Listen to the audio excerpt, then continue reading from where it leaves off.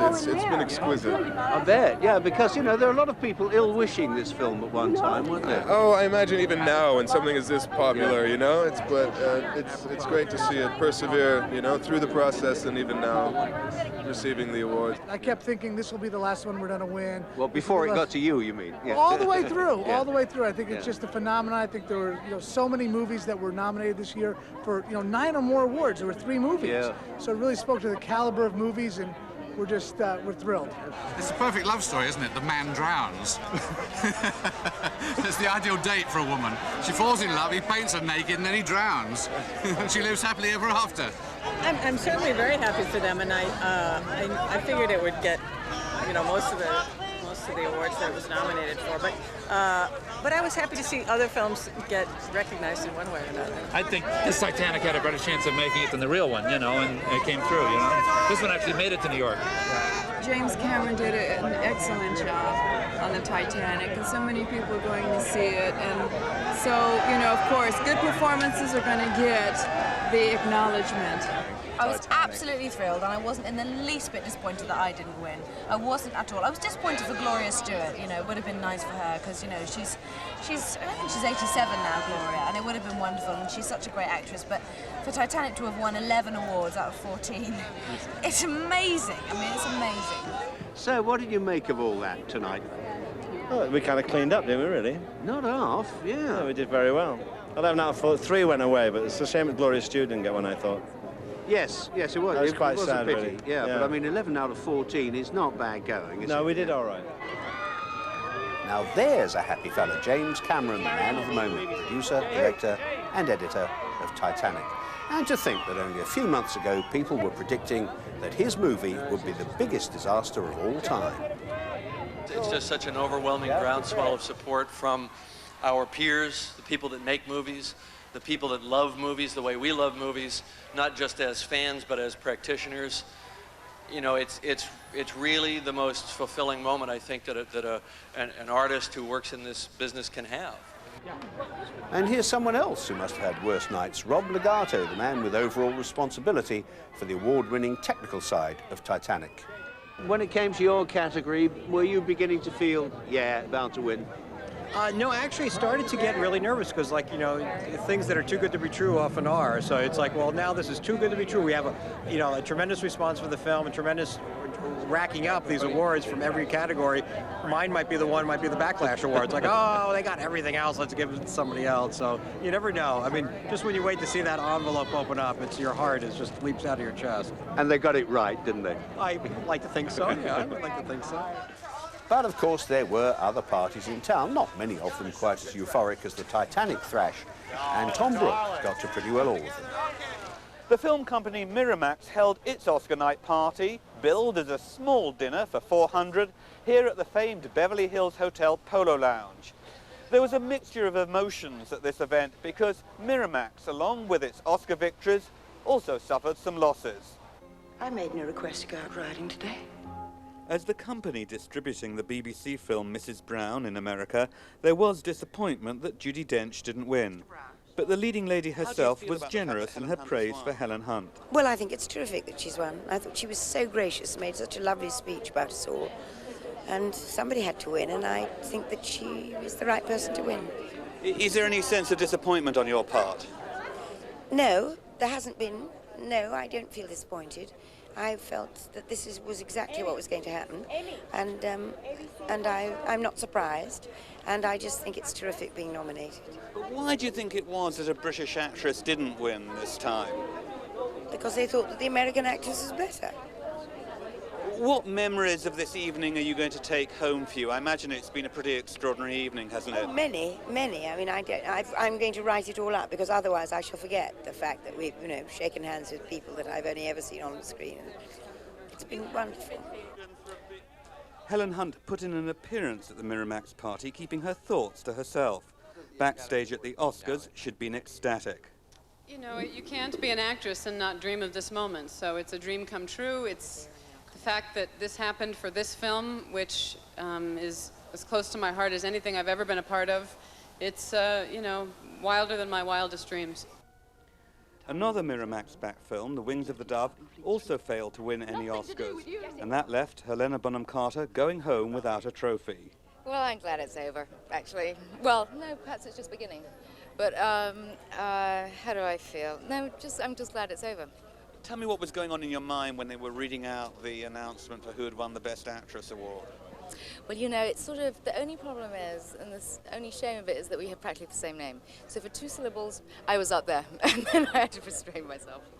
But, you know, also, it came a lot earlier on in the evening than I thought, so in a way, that was sort of good because I didn't have that much, you know, chance to get too head up. I was sort of vaguely, bizarrely calm after all.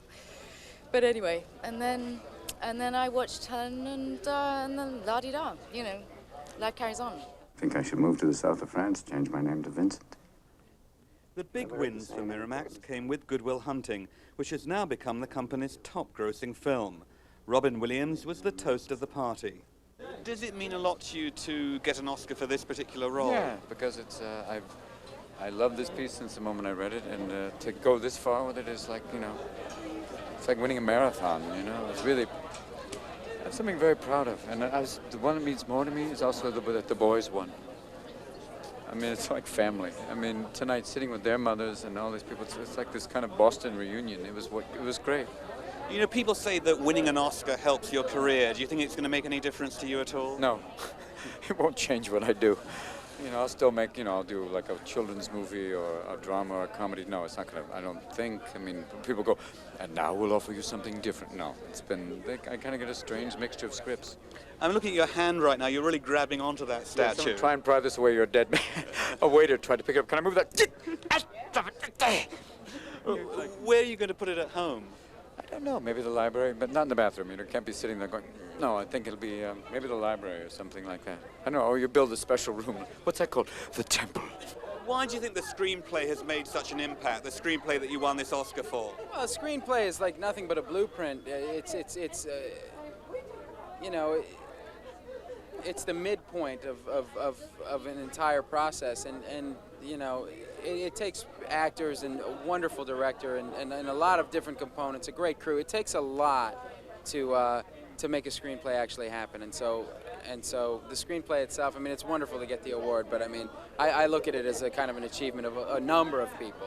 You and Ben Affleck must be two happy men tonight. Oh yeah. I'm actually going to go find him at the bar. Good Will Hunting's Oscars were good news for Miramax. Harvey Weinstein thinks the British actresses lost because they split the vote. The vote was split. So, I mean, Helen Hunt did a terrific job, but, you know, whoever's going to vote for Helena Bonham Carter and Judi Dench or Julie Christie is the same voter, so that's split. Do you think there was a lot of support for Helen Hunt because she is a hometown girl, so to speak, and people know her from her television work here? I'm sure, and also she did a brilliant job. But I spoke to both Judi Dench and Helena Bonham Carter, and they'll be back with a vengeance. I'll make sure of it. Hollywood pulled out all the stops for its Oscar night galas, spending more than $1 million on some half a dozen power parties. The biggest concentration of star power could be found here at the Vanity Fair Bash held at Morton's Restaurant. This was an A-list event, attracting all the big names and quite a few Oscar winners too. I'm not the girl who cared about money. I'm not the girl who cared about fortunes and stuff.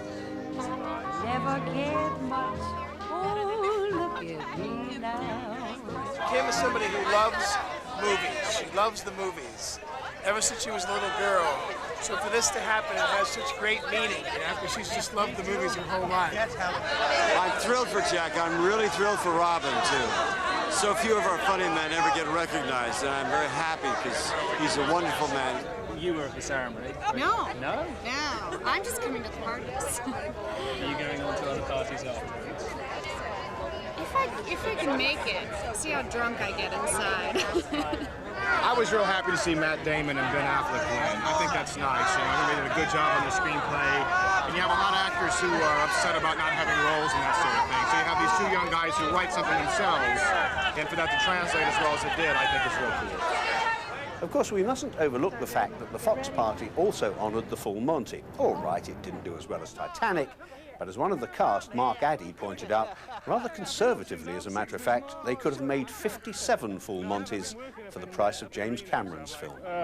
So, yeah, but how are you feeling after the Oscars? Great. Looking forward to having something to eat. I've had a bag of tortilla chips since about midday. And it's, but the film at least picked up one, didn't yes, it? Which was great. And, absolutely. you know, when there's been a lot of support from people. People that I've spoken to afterwards who were just saying, "You was robbed, guys. You was robbed." But you know, it's the difference between a $3 million movie and a $250 million movie. It's exactly unsinkable. When they read my name out, I thought there was a possibility they made a mistake. Well, there are two people of the same name in the audience. Well, no, it just didn't feel like that. As I walked up the steps, I thought, supposing I misheard. Somebody else coming that way. Wouldn't that be great? Yeah, not you. Get back. Get back. Some terrible mistakes gone on here. Maybe the happiest man of the night was Bill Mechanic, who, as the head of Fox, was responsible for both Titanic and The Full Monty. You can't really have anticipated anything like this success with Titanic, can you? Not the commercial success. I actually, when we were making it, felt we were going to lose lose a lot of money on the movie, but it was a great movie, and this sort of thing, the awards would come its way. Not that it would tie for the most, awards or any of that, but I felt it would be recognized. But is this going to set a trend, do you think, for $250 million movies? Not by Fox. Not by Fox. Anybody else is welcome to it, but that's a fool's errand, so no, we're done with it. And so that's it, at the end of a night when Hollywood most emphatically honoured its own. On the whole, Britain did pretty well, though for most of our nominees it was a case of close but no cigar. But then this was a night when essentially there was only one winner, a night when practically everything except Titanic struck an iceberg. Until next Monday night, from Hollywood, from me and from Oscar, goodbye.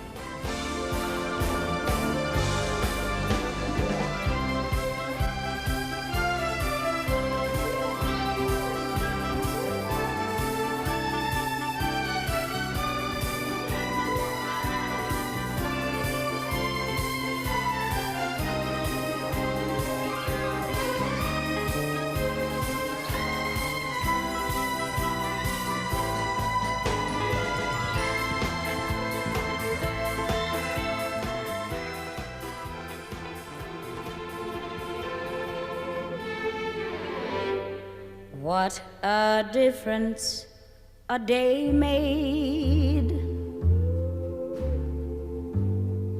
24 little hours.